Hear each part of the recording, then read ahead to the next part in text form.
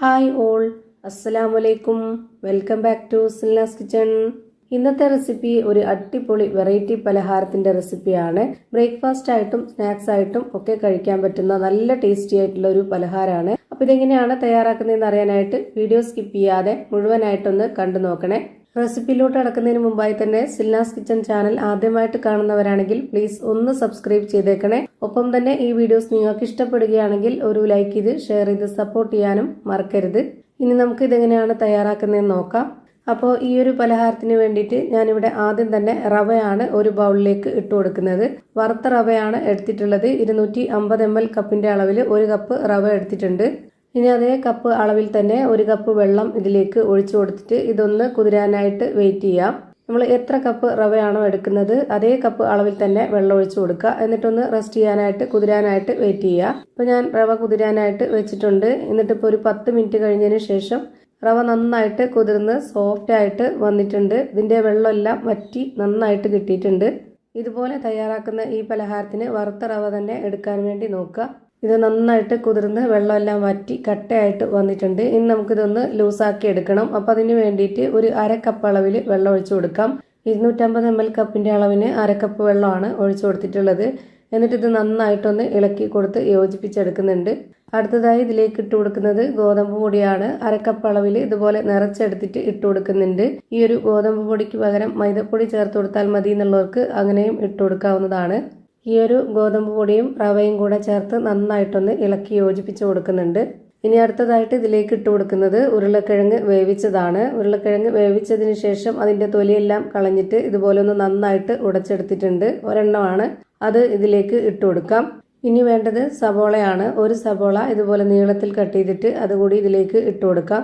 അടുത്തതായി 3 ഉണക്കമുളക്, കുറച്ച് കറിവേപ്പില ഇതുപോലെ പൊടി പൊടിയായിട്ട് കട്ട് ചെയ്തതിന് ശേഷം അതുകൂടെ ഇതിലേക്ക് ഇട്ട് കൊടുക്കുന്നുണ്ട്. ഇനി അടുത്തതായിട്ട് ഇതിലേക്ക് ഇട്ട് കൊടുക്കുന്നത് പുഴുങ്ങിയെടുത്ത 1 കോഴിമുട്ടയാണ്. ഗ്രേറ്ററിൻ്റെ ചെറിയ ഹോളിലിട്ടിട്ടൊന്ന് ഗ്രേറ്റ് ചെയ്തിട്ടാണ് ഇതിലേക്ക് ഇട്ട് കൊടുക്കുന്നത്. പൊടി പൊടിയായിട്ട് കട്ട് ചെയ്തിട്ട് വേണമെങ്കിലും ഇട്ട് കൊടുക്കാവുന്നതാണ്. 2 3 കോഴിമുട്ട വരെ വേണമെങ്കിലും ചേർത്ത് കൊടുക്കാം. ഞാനിവിടെ ഒരെണ്ണം എടുത്തിട്ടുള്ളൂ. ഇനി ഇതിലേക്ക് ഇട്ട് കൊടുക്കുന്നത് വെളുത്തുള്ളി, ഇഞ്ചി, കുരുമുളക് ഒന്നിച്ച് ചതച്ചെടുത്തിട്ടുള്ളതാണ്. അതൊരു 1/4 സ്പൂൺ അളവിൽ ഇട്ട് കൊടുത്തു. ഇനി ഒരു നുള്ള് ഗരം മസാലപ്പൊടി, 1 നുള്ള് മഞ്ഞൾപ്പൊടി, 1 സ്പൂൺ അളവിൽ മുളക് പൊടി. എരിവൊക്കെ ഓരോരുത്തർക്കും ആവശ്യമനുസരിച്ച് കൂട്ടിയും കുറച്ചൊക്കെ ഇട്ട് കൊടുക്കാവുന്നതാണ്. ഇനി 1 നുള്ള് മുഴുവൻ പെരിഞ്ജീരകമാണ് ഇട്ട് കൊടുക്കുന്നത്. പൊടി ഉണ്ടെന്നുണ്ടെങ്കിൽ അത് ഇട്ട് കൊടുക്കാം. ആവശ്യത്തിനുള്ള ഉപ്പും കൂടെ ഇട്ട് കൊടുത്തതിന് ശേഷം ഇത് നന്നായിട്ടൊന്ന് യോജിപ്പിച്ചെടുക്കാം.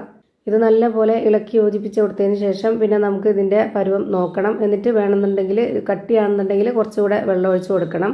ഇപ്പോൾ ദാ നല്ലപോലെ ഇളക്കി യോജിപ്പിച്ച് കൊടുത്തു. ഇപ്പോൾ കുറച്ച് കട്ടിയായിട്ടാണ് ഇരിക്കുന്നത്. ഇതൊന്ന് ലൂസാക്കാനായിട്ട് ഞാനിവിടെ 1/4 കപ്പ് അളവിൽ വെള്ളം ഒഴിച്ചു കൊടുക്കുന്നുണ്ട്. ഇനി നമുക്കിത് നന്നായിട്ട് ഒന്നുകൂടി ഇളക്കി യോജിപ്പിച്ചെടുക്കാം. ഈ മാവ് ഒത്തിരി അങ്ങ് ലൂസായി പോണ്ട, ഇതുപോലെ കുറച്ച് കട്ടിയായിട്ടാണ് ഇരിക്കേണ്ടത്. ഇതാണ് ഇതിൻ്റെ കറക്റ്റ് പരുവം.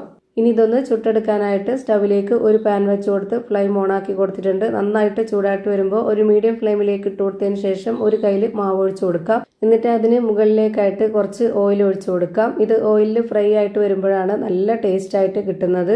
ഇനി ഓയിൽ വേണ്ടാതെ അല്ലാതെ തന്നെ ചുട്ടെടുക്കാനാണെന്നുണ്ടെങ്കിൽ അങ്ങനെയും ചെയ്തിട്ടെടുക്കാം. അതൊക്കെ ഓരോരുത്തരുടെ ഇഷ്ടമാണ്. ഞാനിപ്പോൾ ആ ഒരു മീഡിയം ഫ്ലെയിമിൽ തന്നെയാണ് വെച്ച് കൊടുത്തിട്ടുള്ളത്. എങ്കിലേ എല്ലാം ഒരുപോലെ കിട്ടുള്ളൂ. ഇപ്പോൾ ഇതിൻ്റെ ഒരു ഭാഗം വെന്ത് കിട്ടി. ഇനി ഒന്ന് തിരിച്ചിട്ട് കൊടുക്കാം. അങ്ങനെ ഞാനിവിടെ തിരിച്ചും മറിച്ചൊക്കെ ഇട്ട് കൊടുത്തിട്ട് എല്ലാ ഭാഗവും വേവിച്ചെടുത്തിട്ടുണ്ട്. ഇനി നമുക്ക് എടുത്ത് മാറ്റാവുന്നതാണ്. ഇനി അടുത്തതായിട്ട് വീണ്ടും ഇതിലേക്ക് ഒരു കയ്യിൽ മാവ് ഒഴിച്ചു കൊടുത്തു. എന്നിട്ട് ഒരുപാട് അങ്ങ് പരത്തേണ്ട ആവശ്യമില്ല. ജസ്റ്റ് ഇതുപോലെ ഒന്ന് ആക്കി കൊടുത്താൽ മതി. എന്നിട്ട് ഇതിന് മുകളിലേക്കായിട്ട് കുറച്ച് ഓയിൽ ഒഴിച്ചു കൊടുക്കാം. ഓയിൽ ഒഴിച്ചു കൊടുത്തതിന് ശേഷം 1 മിനിറ്റ് കഴിയുമ്പോൾ ഇതൊന്ന് തിരിച്ചിട്ട് കൊടുക്കാം. ഒരുപാട് സമയമൊന്നും വേണ്ട, വളരെ പെട്ടെന്ന് വെന്ത് കിട്ടും. ഇപ്പോൾ ദാ ഇതും നല്ല പോലെ വെന്ത് കിട്ടിയിട്ടുണ്ട്. ഞാനിപ്പോൾ ഇവിടെ 2 എണ്ണം ചുട്ടെടുത്തിട്ടുണ്ട്. ബാക്കി മാവ് മാറ്റി വെച്ചിട്ടുണ്ട്. നമുക്ക് എപ്പോഴാണോ കഴിക്കാനായിട്ട് ആവശ്യം ആ ഒരു സമയത്ത് ചൂടോടെ കഴിക്കാൻ വേണ്ടിയാണ്.